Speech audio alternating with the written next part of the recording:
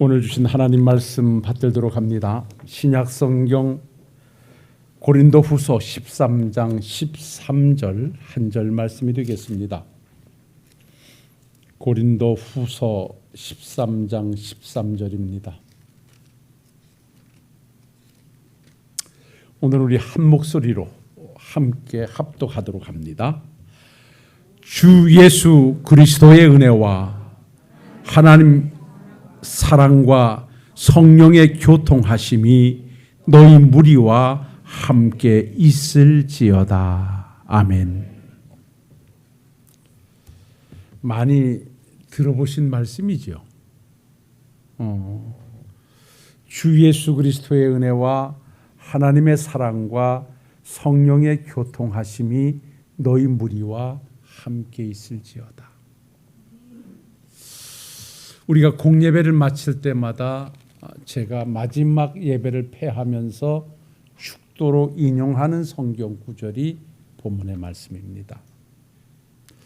그래서 이렇게 명절도 여러분들께서 즐겁게 보내셨을 것이고 해서 이번 주에는 정말 하나님의 나라의 백성된 우리들이 소유해야 할, 또 추구해야 할 복을 좀 나눠드려야겠다.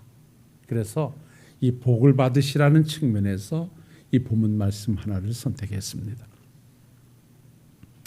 정말 이 한 절에 있는 말씀은 우리가 오늘로 시작해서 아버지 앞에 가는 그날까지 지속적으로 추구하고 받아 누려야 할 복 중의 복이 본문의 내용이거든요.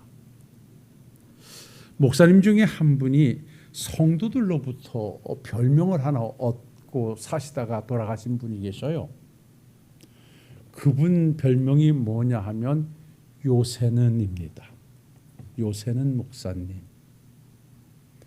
왜 그런 별명을 갖게 되셨냐면 보통 우리가 축도를 할 때 저도 그럽니다마는 이 고린도후서 13장 13절을 하기 전에 지금은이라고 하는 말을 수식어로 앞에다 붙입니다.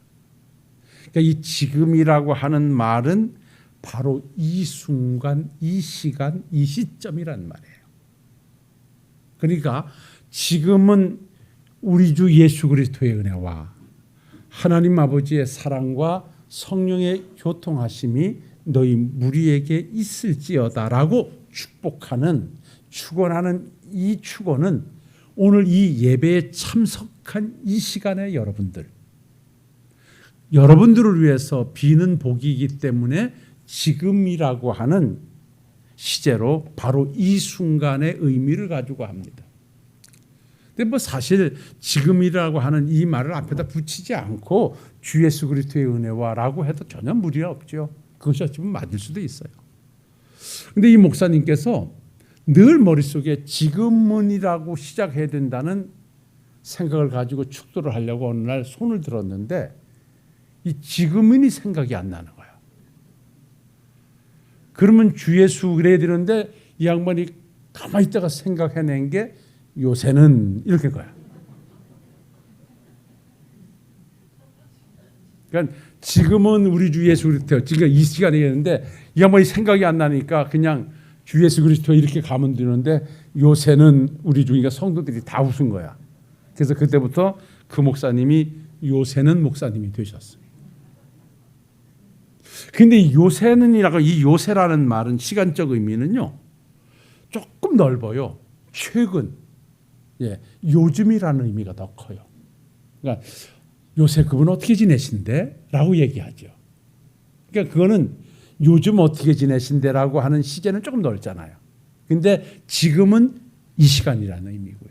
그래서 앞에다 붙이는 거라 그래서 저는 절대로 요새는이라는 말은 안 쓰겠다. 그래서 지금인이라고 쓰는 이유는 바로 오늘 예배에 참석하신 여러분들에게라는 의미가 있다는 것을 좀 기억하시고요. 오늘 이 주시는 본문 말씀에는 꼭 예배에 참석한 하나님을 아버지로 고백하는 우리 성도님들이 누려야 할 세 가지의 은혜인데 그것이 바로 오늘 본문에서 주시는 것 같이 예수님의 은혜와 하나님의 사랑과 성령의 교통하심입니다. 이 세 가지의 은혜가 우리에게 머물러 있을 때 이러한 사람들을 믿음의 부자라고 말하고요. 세상이 감당할 수 없는 사람이라고 말하고요. 하나님 앞에서 잘 사는 사람들이라고 말해요.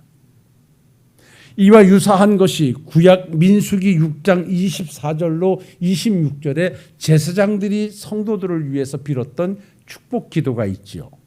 그 내용을 보면 여호와께서 내게 복을 주시고 너를 지키시기를 원하며 여호와는 그의 얼굴을 내게로 비추사 은혜 베푸시기를 원하며 여호와는 그 얼굴을 내게로 향하여 드사 평강 주시기를 원하노라 할지니라 이렇게 말해요.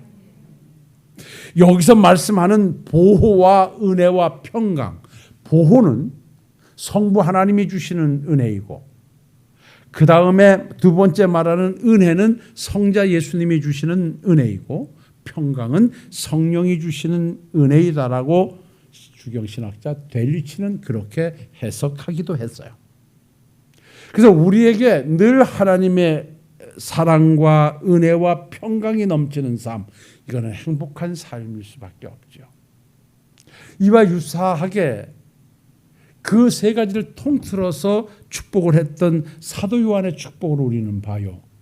요한 3서 1장 2절에 보면 이렇게 말하죠. 사랑하는 자여, 내 영혼이 잘됨 같이 범사에 잘되고 강건하기를 내가 간구하노라. 영혼이 잘됨 같이 하는 일이 잘되고 건강하기를 간구한다. 우리가 추구하는 복이죠. 그런데 여기서도 시작하는 시작점은 바로 영혼이 잘됨이 있다는 것이죠. 우리의 영혼이 잘 될 때 범사가 잘 되고 강건한 복이 우리에게 임하는 것일진데 영혼이 잘 되는 복을 우리가 누려가려고 하면 하나님과의 바른 관계에서 하나님의 백성다운 삶이어야 하는데 그 삶을 만드는 원동력이 어디에 있느냐? 오늘 주신 이 본문 말씀 예수 그리스도의 은혜와 하나님의 사랑과 성령의 교통하심이 우리에게 머물러 있을 때 우리가 바로 은혜 충만한 사람들이요 영혼이 잘 되는 사람들이요 하나님 보시기에 칭찬받을 만한 믿음을 소유한 자들이라 우리는 그렇게 말할 것입니다. 그래서 오늘 이 한 절의 말씀을 가지고 우리 사랑하는 모든 성도님들에게 오늘 예배에 참석하신 모든 분들에게 이 은혜가 충만히 넘쳐나서 세상이 감당할 수 없는 세상이 인정하는 하나님의 백성들로서의 삶이 만들어지시기를 주님의 이름으로 축원합니다. 그렇다면 그 첫 번째로 우리가 한번 찾아가 보죠. 우리가 누려야 할 은혜가 무엇이냐? 예수 그리스도의 은혜입니다. 사실 어떻게 보면 순서로 하면 성부 하나님을 앞에 둬야 되겠지만 사도 바울은 그 하나님의 사랑을 뒤에다 놓고 앞에다가 주 예수 그리스도의 은혜와 하나님의 사랑과 이렇게 순서를 바꿨어요. 그것은 뭐가시 중하고 뭐 그런 차원이 아니라 실제 오늘을 사는 우리에게 있어서 모든 신앙의 출발점, 모든 신앙의 마무리, 모든 신앙의 원동력은 어디에서 나와야 되느냐? 구원의 은혜로부터 나와야 된다는 거예요. 오늘 하나님의 백성된 우리들이 변함없이 믿음의 자리를 지켜갈 수 있는 유일한 비결이 있다면 구원의 은혜를 붙잡고 사는 것입니다. 구원의 은혜가 나를 주관하는 삶입니다. 저도 이제 목회를 마무리할 시점에서 저는 한 번도 예수를 믿으면서 후회해 본 적도 없고 내가 예수를 왜 믿었던가 뭐 다 그러겠습니다만 그런 적도 없고 늘 감사했어요. 그리고 부족함이 많았지만 항상 믿음의 자리에 있으려고 했고 변함없이 어려운 과정 속에서도 사명의 자리를 지켜왔어요. 그렇게 할 수 있었던 원동력이 어디에 있었냐라고 하면 나 같은 죄인을 구원해 주신 하나님의 은혜였어요. 그러니까 다른 데 뭐가 있지 않고 내가 그 위에 다른 받은 은사가 크다든지 또 다른 은혜가 나를 이 자리에 있게 한 것 그것이 아니라 내가 시작하고 오늘에 이르기까지 변함없이 이 자리에서 여러분들과 함께 말씀을 나누고 사명을 감당할 수 있었던 그 원동력, 시작점은 어디에 있었느냐? 바로 구원의 은혜에 있었다는 것입니다. 나 같은 죄인을 그냥 내버려 둬서 멸망받아도 불평 하나 할 수 없는 나를, 하나님도 거부하고 하나님을 외면하고 살던 나를 하나님께서 이쁘게 보시고 하나님의 기쁘신 뜻대로 나를 선택하시고 불러 나를 거듭나게 하시고 내게 믿음을 주시고 그 믿음을 의롭다 칭해 주시고 나를 당신의 자녀로 선언해 주신 하나님의 은혜, 이것으로 오늘을 사는 내 삶이 천국으로 이어진다고 하는 영생의 누림이 내게 있어서 이 은혜가 나를 지배하고 있어서 오늘도 변함없이 부족하지만 이 자리에서 사명을 감당하고 있습니다. 우리 사랑하는 식구들도 이 은혜가 오늘 여러분들의 이 자리를 만들어 주신 줄로 믿습니다. 다른 무엇 때문에 내가 교회를 나가야 되고 다른 무엇 때문에 예수님을 믿어야 되고 이것은 그 무엇이 없어질 때 내 믿음도 없어집니다. 교회가 좋아서, 성도들이 좋아서, 목사님이 좋아서, 장로님들이 좋아서, 근데 그 대상들이 매일 좋을 수는 없거든요. 그러나 어제나 오늘이나 영원토록 동일하게 변하지 않는 한 분이 계시는데 그분이 바로 우리 하나님이십니다. 그분이 우리를 구원을 베푸신 분이십니다. 그 은혜 때문에 믿음의 자리를 지킬 때 세상이 누가 뭐라고 한다 할지라도 나는 변함없이 그 자리를 지키고 믿음의 길을 가며 사명을 감당하게 될 줄로 믿습니다. 우리가 어떤 자였습니까?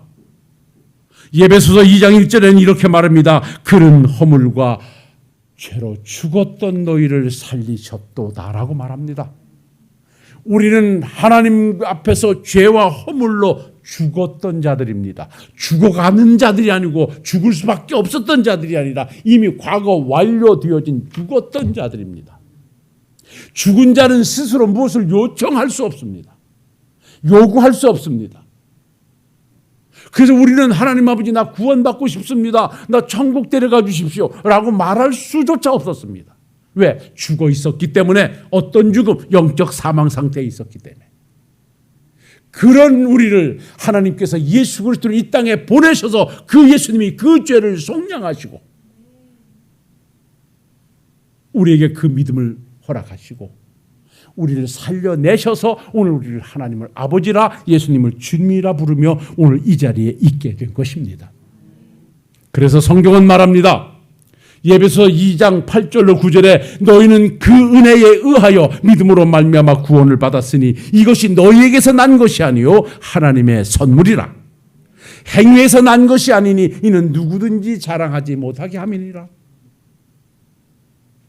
내가 구원을 받은 것은 자랑 이전에 우리는 감사의 이유가 되는 줄로 압니다.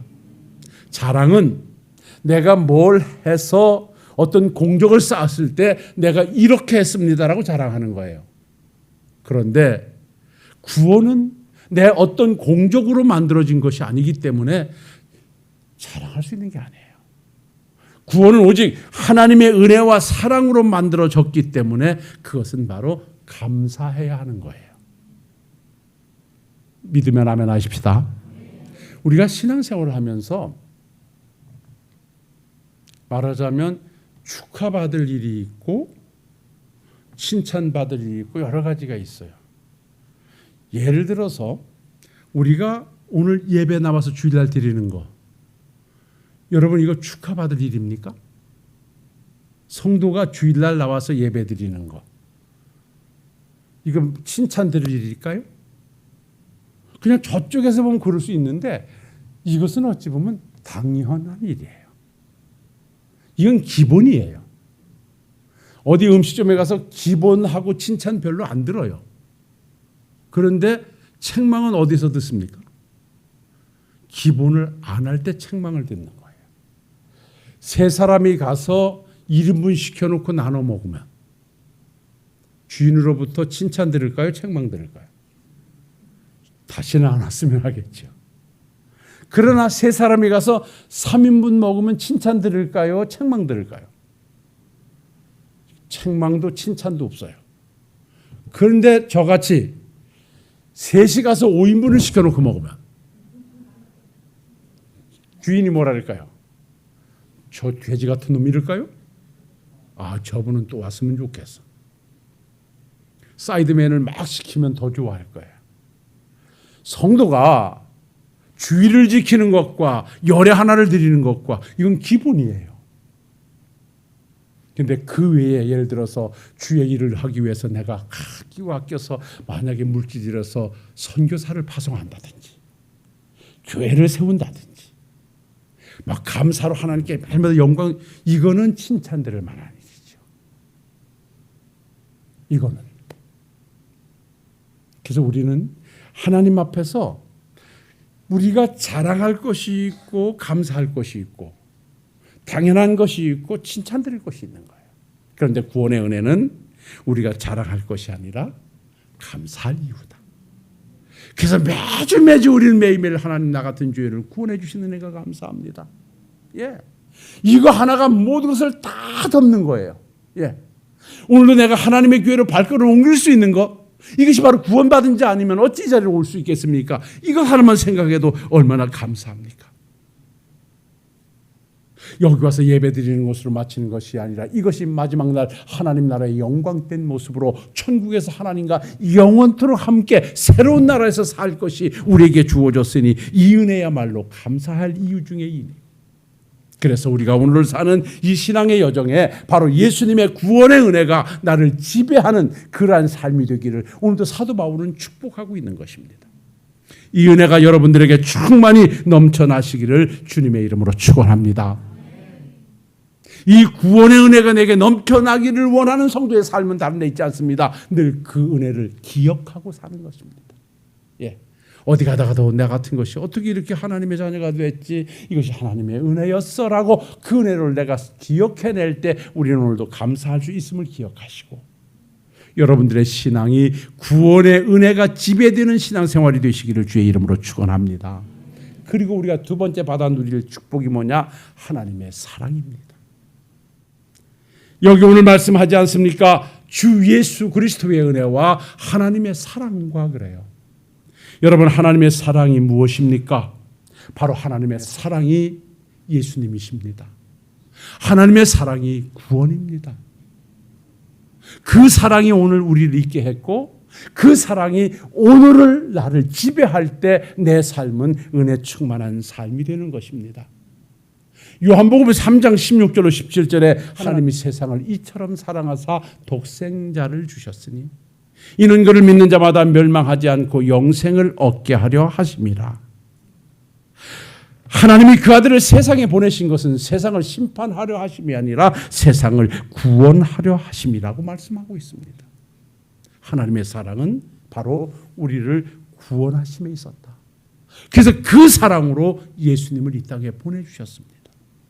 그 오신 예수님은 하늘 보좌를 버리시고 하나님의 말씀을 따라 낮고 천한 인간의 몸을 이 땅에 입고 이 땅에 오셔서 죽기까지 십자가에 죽어 복종하심으로 구원의 역사를 이뤄내 주셨습니다. 그래서 그 하나님의 사랑을 로마서 8장 5절에 이렇게 말합니다. 우리가 아직 죄인 되어 있을 때에 그래서 우리를 위하여 죽으심으로 하나님이 우리에게 대한 당신의 사랑을 확증하셨느니라. 예수님의 십자가의 죽으심은 하나님 사랑의 확증에 있었다는 것입니다. 그래서 사도 요한은 이 사랑을 요한일서 4장 9절로 10절에 하나님의 사랑이 우리에게 이렇게 나타난 바 되었으니 하나님이 자기 독생자를 세상에 보내심은 그로 말미암아 우리를 살리려 하심이라. 사랑은 여기 있으니 우리가 하나님을 사랑한 것이 아니라 하나님이 우리를 먼저 사랑해 주신 것이라. 그래서 우리는 구원함에 동참했다. 그래서 예수님을 속죄의 제물로 보내주셨다라고 말씀하고 있습니다. 바로 사도 바울은 이러한 하나님의 사랑이 우리들에게 넘쳐나기를 오늘 축복하고 있는 것입니다. 여러분들이요, 이 하나님의 사랑은 오늘의 이 자리에 우리를 있게 했다면 앞으로도 계속해서 이 사랑이 우리에게 머물러 있을 때 우리는 은혜 충만한 삶을 살 수 있고 우리의 신앙의 여정은 하나님의 사랑을 날마다 가슴속에 새겨넣고 실천하며 그 역사를 이루어갈 수 있음을 기억하셔야 됩니다. 여러분들이요, 여러분들을 불러 하나님의 백성 삼으신 하나님의 사랑이 하나님의 나라에 가실 때까지 지속적으로 여러분들이 사랑받는 식구들이 되시기를 주의 이름으로 축원합니다. 그러면 하나님의 사랑이 내게 머물러 있게 하려고 하면 어떻게 할까요? 우리는 그 사랑을 붙잡고 살면 됩니다. 우리는 성경에 기록된 데살로니가 성도들의 신앙생활을 우리는 높이 삽니다. 그들은 믿음의 역사를 만들어냈습니다. 사랑의 수고를 가져갔습니다. 소망 가운데 인내했습니다. 그런데 그들의 신앙에서 그 사랑의 수고가 모든 지역을 덮었는데 그 사랑의 수고는 뭐냐? 바로 십자가의 사랑입니다. 그 데살로니가 성도들은 예수님의 은혜로 구원받은 사실을 알고 하나님의 사랑으로 이 자리에 있음을 알고 그 예수님이 십자가에 죽어주셨던 그 사랑을 가슴에 안고 그 사랑을 실천하는 성도들로 그 세상을 지배했던 것입니다. 그러니 하나님의 사랑이 충만히 머물러 그들과 함께했던 것입니다. 사랑하는 성도 여러분, 오늘 우리가 믿음의 길을 가며 섬김의 길을 갈 때 다른 데 있지 않습니다. 내가 오늘도 왜 하나님의 교회 나와서 섬김의 자리를 만들어야 되는가? 내가 왜 봉사해야 되고 몸을 드려야 되고 물질을 드려야 되는가? 바로 하나님께서 나를 사랑해 주셨던 그 사랑의 수고가 너무나 크기 때문에, 예수님께서 나를 위하여 십자가에 죽어주셨던 그 사랑의 수고가 너무나 크기 때문에 나도 그 사랑을 붙잡고 하나님을 섬기고 이웃을 사랑해 가야 된다는 이 한 가지 확실함을 가지고 갈 때 하나님의 사랑은 여러분들에게 영원토록 머물러 행복을 노래하게 할 것입니다. 그리고 오늘 사도 바울이 마지막으로 축복하는 내용은 따라합시다. 성령의 교통하심입니다. 여러분들이요, 예수 그리스도의 은혜와 하나님의 사랑 우리에게 머물러 있어야 합니다. 근데요, 그보다 더 중요한 것을 하나 더 말씀드리라면 저는요, 성령의 교통하심이라 이렇게 말합니다. 여기서 말하는 교통이라고 하는 말은요, 교제, 사귐, 연합이라는 말이에요. 하나님과 나와 늘 사귐이 있어야 돼요. 성령님과의 교제의 장이 만들어져야 돼요. 성령과 연합돼야 돼요. 왜 그런 줄 아십니까? 우리는 하나님이 세상에 독생자를 보내신 걸 못 봤어요. 예수님께서 우리를 위해서 갈보리 산상에서 십자가에 못 박혀 죽었던 사건도 몰라요. 못 봤어요. 그런데 오늘 우리는 그것을 믿고 있어요. 하나님이 독생자를 예수님을 보내신 걸 우리는 전혀 의심 없이 아멘해요. 그 예수님이 십자가에 죽어주셨던 것도 우리는 아멘해요. 어떻게? 성령의 교통하심으로 말미암아. 성령이 오셔서 하시는 일을 성경에 말씀해요. 택한 자를 구원에 동참케 하시고 그 택한 자가 구원에 동참했을 때 그 구원을 완성해 가시고 그 하나님의 백성된 자들이 사명을 감당하도록 성령은 오늘도 우리에게 임재하셔서 역사하시고 그 뜻을 펼쳐 가셔요. 성경은 말합니다. 누구든지 성령으로 하지 않고는 예수님을 주라 할 수 없느니라. 성령이 내게 임하여 있지 아니하면, 성령이 내게 함께하지 않으면 예수님을 나의 주님이라 고백할 수 없다는 것입니다. 하나님을 아버지라 부를 수 없다는 것입니다. 여러분, 이 자리에서 지금 하나님을 아버지라, 예수님을 나의 주님이라 부르는데 쑥스럽습니까? 아니잖아요. 언제 봤다고 하나님을 아버지라고 예수님을 주님이라고 그렇게 능청스럽게 말 잘하고 계십니까?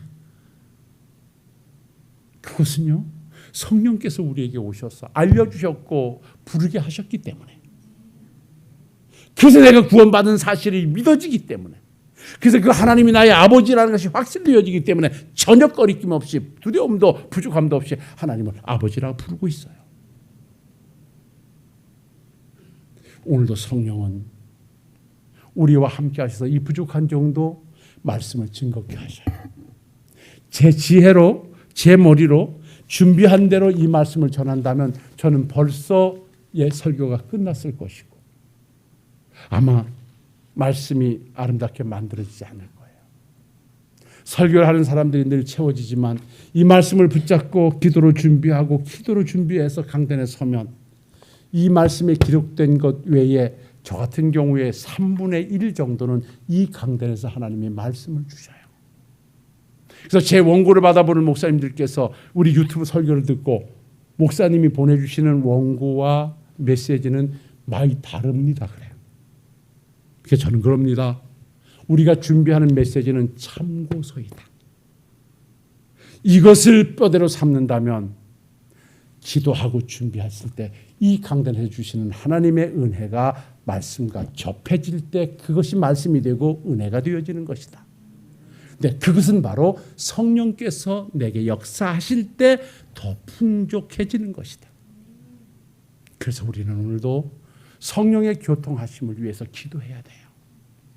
내가 예배 자리가 퍽퍽하고 믿음의 길을 가기가 힘들고 예전만 하지 못하고 기도의 자리도 작아지고 섬김의 자리도 작아지는 것은 다른 데 있지 않아요. 성령이 내게 지배되어져 있지 않고 나와 성령의 교통하심이 소원해졌기 때문에 그래요. 그래서 우리는 변함없이 오늘도 하나님이여 성령을 내게 충만히 부어주옵소서. 그래서 내 생각과 의지가 성령에 의하여 지배받게 하옵소서. 여러분, 성령 충만이라고 하는 것은 성령의 통치하에 들어간다는 거예요. 오늘을 살 때 하나님을 의식하고 살아요. 어려울 때 하나님을 의지하고 살아요. 이게 바로 성령이 내게 임하여 있을 때 가능해요. 뭘 하려고 하다가 이러면 안 되지라고 정지되는 것은 성령이 내게 역사하고 계시기 때문에 그래요. 그래서 그 삶은 마지막에 말씀에 귀결되는 삶으로 정리돼요. 그래서 무엇보다도 성령의 교통하심이 내게 있기를 우리는 기도해야 되고 이 축복이 정말 은혜 중에 은혜인 거예요. 오늘 말씀 정리하겠습니다. 우리는 그저 예배 시간에 마치면 목사님이 저 축도하면 끝나지라고 하는 게 아니라 의미를 부여하고 축도에 동참하시기를 바랍니다. 이번 한 주간도 하나님의 사랑이, 예수님의 은혜가, 성령님의 교통하심이 나에게 충만히 임하여 주옵소서 라고 동참하여 축도에 부응되는 삶으로 여러분들의 신앙의 여정이 풍족해지시기를 주의 이름으로 축원합니다.